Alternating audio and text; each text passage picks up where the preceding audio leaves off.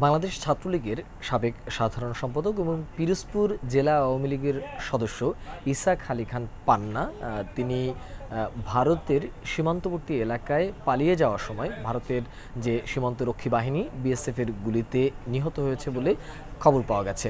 তিনি মূলত ২৪ আগস্ট বাংলাদেশ থেকে ভারতের যে সীমান্তবর্তী যে এরিয়া, বিশেষ করে ভারতের মেঘালয় রাজ্যের শিলংয়ের কাছাকাছি যখন যায় তখন সেখানে বিএসএফের গুলিতে নিহত হয়েছেন, এরকম একটি সংবাদ বিভিন্ন গণমাধ্যমে ছড়িয়ে পড়েছে। তবে তার যে পরিবার, তার পরিবারের সদস্যদের তরফ থেকে, অর্থাৎ তার যে ভাগনা, তিনি গণমাধ্যমে সহ বিভিন্ন জায়গায় বলেছেন তিনি আসলে বিএসএফের গুলিতে নিহত হননি। তিনি মেঘালয়ের শিলংয়ে যখন পাহাড় দিয়ে ভারত অতিক্রম করছিলেন তখন পাহাড়ের উপরে পা পিছলে গিয়ে তিনি পড়ে যান এবং তিনি মারাত্মকভাবে আঘাত পান এবং পড়ে গিয়ে তিনি স্ট্রোক করে মারা গিয়েছেন। তবে কখন কিভাবে তিনি আসলে শিলং গিয়েছিলেন সেই ব্যাপারটি তিনি স্পষ্ট করতে পারেননি।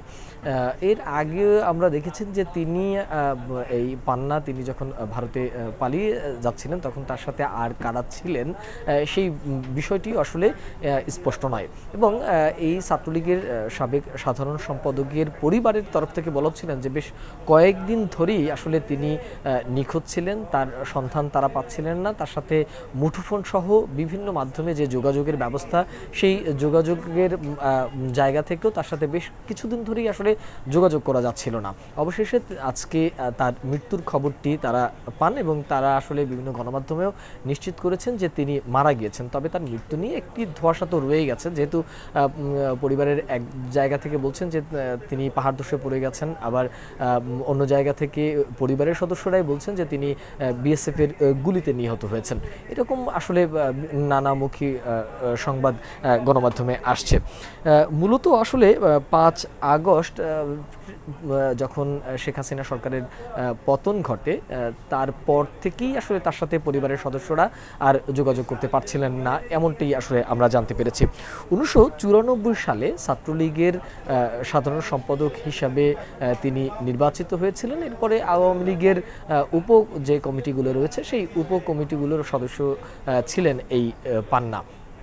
আমরা এর আগে দেখেছি যে বাংলাদেশের সাবেক একজন বিচারপতি মানিক, তিনিও ভারতে পালিয়ে যাচ্ছিলেন এবং ভারতে পালিয়ে যাওয়ার সময় সেখানে তিনি যাদের মাধ্যমে পালিয়ে যাবে সেই দালাল চক্রদের মারধরের শিকার হন এবং তিনি বিএসএফের কাছে বলছিলেন যে তার কাছে প্রায় ৭০ লক্ষ টাকা ছিল। সেই ৭০ লক্ষ টাকা তাকে মারধর করে কে বা কারা নিয়ে গেছেন। আসলে শেখ হাসিনার সরকারের পতনের পরে আওয়ামী লীগের ওই সময়ে প্রভাবশালী যেসব এমপি মন্ত্রীরা রয়েছেন তারা বিভিন্ন সময় বিভিন্ন জন গা ঢাকা দিয়েছেন, যেহেতু তাদের প্রধান যে তাদের যে দলের প্রধান বা আওয়ামী লীগের যে সভানেত্রী শেখ হাসিনা দেশ ত্যাগ করে ভারতে পালিয়ে যাওয়ার পরে আওয়ামী লীগের বিভিন্ন পর্যায়ের নেতাকর্মীরা আসলে পালিয়ে বেড়াচ্ছিলেন। কেউ আত্মগোপনে চলে গেছেন, কেউ ভারতের সীমান্ত দিয়ে পালাবার চেষ্টা করছিলেন। তারই অংশ হিসাবে ভারতের পালিয়ে যাচ্ছিলেন বিচারপতি মানিক। তবে বাংলাদেশের যে বর্ডার গার্ড রয়েছে বিজিবি, তাদের হাতে তিনি আটক হন এবং বিজিবির সদস্যরা তাকে আসলে আদালতে সোপর্দ করেছেন। শুধু বিচারপতি মানিক নয়, এছাড়াও আসলে আওয়ামী লীগেরও বিভিন্ন পর্যায়ের নেতারাই আমরা শুনতে পেরেছি যে ভারতের বিভিন্ন সীমান্তবর্তী এলাকা দিয়ে পালাবার চেষ্টা করছিলেন বা পালাবার চেষ্টা করছেন। কিন্তু এই পান্নার মৃত্যুর পর যে বিষয়টি চলে এসেছে যে যেহেতু এই মুহূর্তে আসলে বাংলাদেশের সাথে ভারতের সম্পর্কে একটু টানাপোড়েন রয়েছে, সেক্ষেত্রে ভারতের ভিতরে বা বাংলাদেশ থেকে পালিয়ে যাওয়ার ক্ষেত্রে বা একটা ঝুঁকি কিন্তু থেকে যায়। সে কারণে অনেকেই বলছেন যে যারা এই মুহূর্তে বাংলাদেশ থেকে ভারতে পালিয়ে যাওয়ার চেষ্টা করছেন তাদের কিন্তু মৃত্যু ঝুঁকি অত্যন্ত বেশি বলেই তারা মনে করছেন। তারপরও আমরা বিভিন্ন গণমাধ্যমে বা বিভিন্নভাবে জানাবার চেষ্টা করছিলাম বা খবর পাচ্ছিলাম যে বিভিন্ন আওয়ামী লীগের ওই সময়ের আমলা কিংবা আওয়ামী লীগের নেতারা তারা আসলে নানাভাবেই ভারতের সীমান্ত দিয়ে আসলে পালিয়ে যাওয়ার চেষ্টা করছেন।